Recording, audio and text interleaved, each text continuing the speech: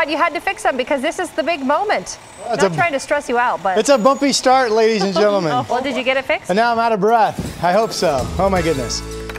You know, last winter, what a winter.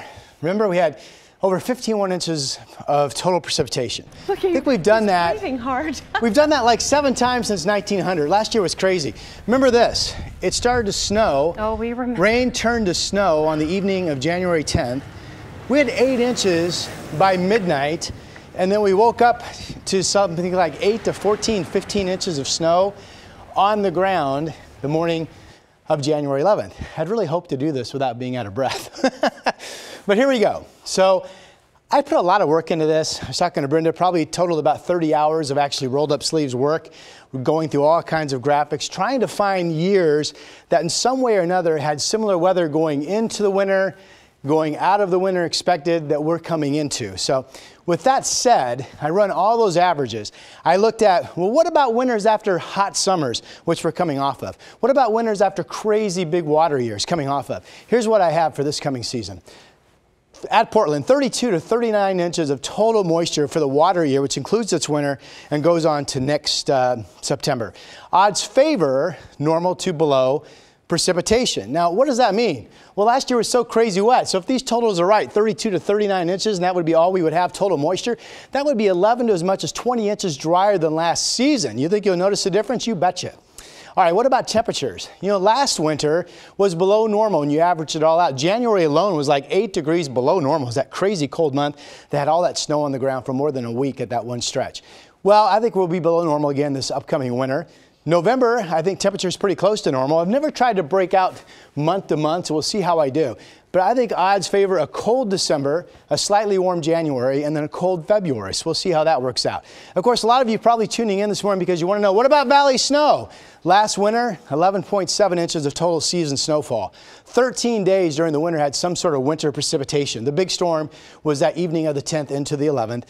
8 to 14 inches of snow in the city from just that event, and that snow was on the ground some 7 to 8 days. Okay, this is the biggest wild card. All the data that I ran, I didn't come up with any confidence. I literally found a 50-50 split in the data between years that had a big snow or just a trace to 2 inches. With that said, I feel like if you read between the lines, odds slightly favor that we don't get much snow this winter in Portland, maybe 2 inches or less. So I guess I'll hang my hat on that, but the confidence is shaky. Now, if you're a skier and a boarder and that's what you want to know about, check out this. Mount Hood, big season. This is the highest confidence point of my forecast. All the data sets that I ran showed 100% proof that this will be a good season for snow up on the mountain. Big year Timberline would be 600 to 700 inches of total snowfall. Meadows, good year would be 600 inches or better.